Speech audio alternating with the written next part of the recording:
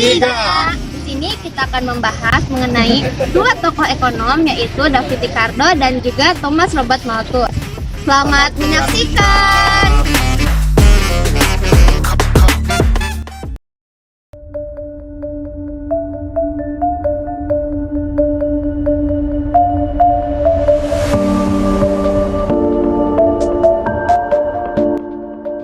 Ekonom Inggris yang brilian bernama David Ricardo merupakan salah satu tokoh terpenting dalam pengembangan teori ekonomi. Ia mengartikulasikan dan merumuskan secara ketat sistem ekonomi politik klasik. Warisan Ricardo mendominasi pemikiran ekonomi sepanjang abad ke-19. David tertarik dengan ekonomi dimulai sejak tahun 1799 ketika dia tinggal di Bath saat dia memulai membaca buku The Wealth of Nations karya Adam Smith. Pada tahun 1817, dia mempublikasikan buku karyanya yang berjudul On the Principle of Political Economy and Taxation. Pada masa eksplorasi abad ke-16 hingga 18, ketika negara-negara Eropa berlomba mendirikan koloni, para ekonom menganut paham merkantilisme yang meyakini kekayaan negara ditentukan oleh jumlah emas dan perak. Namun, David Ricardo menawarkan pandangan yang berbeda. Melalui konsep keunggulan komparatif, ia berargumen bahwa negara sebaiknya fokus pada produksi barang yang paling efisien dan kompetitif di dalam negeri. Dengan berdagang dengan negeri lain, negara dapat memperoleh barang yang tidak bisa diproduksi secara efisien di dalam negeri lain. Ricardo menyarankan agar negara-negara melakukan spesialisasi produksi secara ekstrim. Ia menggunakan analisis sederhana untuk menunjukkan bahwa spesialisasi dan perdagangan internasional akan menguntungkan semua pihak yang terlibat. Konsep keunggulan absolut yang muncul kemudian justru bertentangan dengan gagasan spesialisasi dan perdagangan bebas yang diusulkan oleh Ricardo. Dalam bukunya yang terkenal, Principle of Political Economy and Taxation, David Ricardo menjelaskan bahwa nilai suatu barang ditentukan oleh jumlah tenaga kerja yang dibutuhkan untuk memproduksinya. Ia berpendapat bahwa dalam proses produksi ada beberapa prinsip penting yang berlaku. Yang pertama, ada upah dan keuntungan dianggap sama rata. Artinya, semua pekerja tidak peduli di sektor apa mereka bekerja, menerima upah yang setara, dan perusahaan di berbagai sektor juga memperoleh keuntungan yang seimbang. Yang kedua, Ricardo menyatakan bahwa modal sebenarnya berasal dari upah yang ditabung oleh para pekerja, sehingga uang untuk membeli mesin atau peralatan adalah hasil dari akumulasi upah. Terakhir, ia mengasumsikan bahwa waktu produksi untuk barang apapun seperti meja atau mobil dianggap sama karena dihitung berdasarkan jumlah tenaga kerja yang digunakan. Dengan konsep ini, Ricardo menekankan bahwa tenaga kerja adalah elemen utama dalam menentukan nilai suatu barang dalam ekonomi.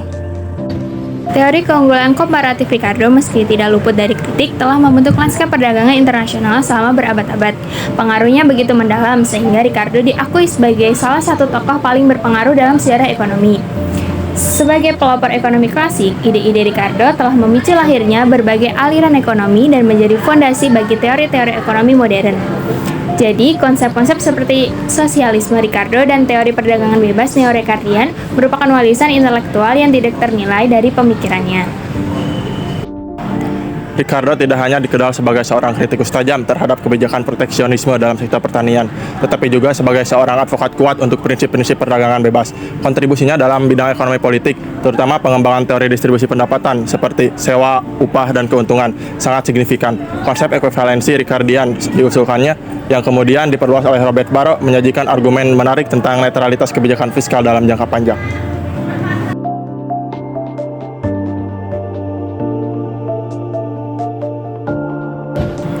Thomas Malthus lahir pada 13 Februari 1766 di Surrey, Inggris. Meninggal di Haileybury, Hertford, Inggris 29 Desember 1834 pada umur 68 tahun. Dia adalah anak ke-6 dari 7 bersaudara. Robert Malthus adalah putra dari Henrietta dan Daniel Malthus. Malthus dilahirkan dalam sebuah keluarga yang kaya. Ayahnya Daniel adalah sahabat pria dari filsuf dan skeptik David Hume dan kenalan dari Jean-Jacques Rousseau. Matius muda dididik di rumah hingga ia diterima di Jesus College, Cambridge pada 1784. Di sana ia belajar banyak pokok pelajaran dan memperoleh penghargaan dalam deklamasi Inggris, bahasa Latin, dan Yunani. Mata pelajaran utamanya adalah matematika. Ia memperoleh gelar Magister pada 1791 dan terpilih menjadi Fellow dari Jesus College 2 tahun kemudian.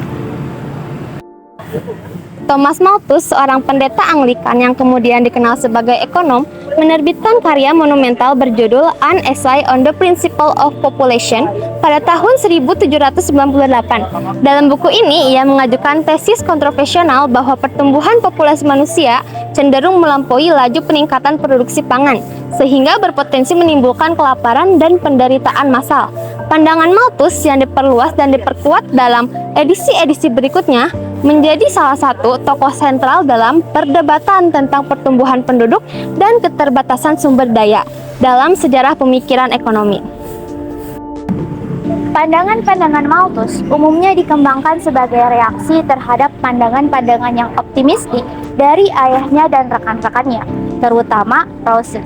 Esai Malthus juga dibuat sebagai tanggapan terhadap pandangan-pandangan Marquis de Condorcet dalam An Essay on the Principle of Population, atau sebuah esai tentang prinsip mengenai kependudukan yang pertama kali diterbitkan pada tahun 1798. Malthus membuat ramalan yang terkenal bahwa jumlah populasi akan mengalahkan pasokan makanan yang menyebabkan berkurangnya jumlah makanan per orang. Malthus bahkan meramalkan secara spesifik bahwa hal ini pasti akan terjadi pada pertengahan abad ke-19. Sebuah ramalan yang gagal karena beberapa alasan, termasuk penggunaan analisis statisnya yang memperhitungkan kecenderungan mutakhir dan memproyeksikan secara tidak terbatas ke masa depan, yang hampir selalu gagal untuk sistem yang kompleks. Pandangan Malthus juga mempengaruhi teori ekonomi, terutama hukum meja upah, yang menyatakan bahwa upah buruh hanya cukup untuk bertahan hidup tanpa perubahan signifikan. Teori ini didukung oleh David Ricardo dan Karl Marx. Selain itu, pemikiran Malthus memberikan inspirasi bagi Charles Darwin dalam pengembangan teori evolusi melalui seleksi alam.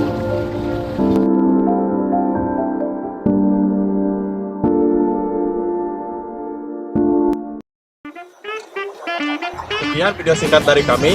Thanks for watching and Bye.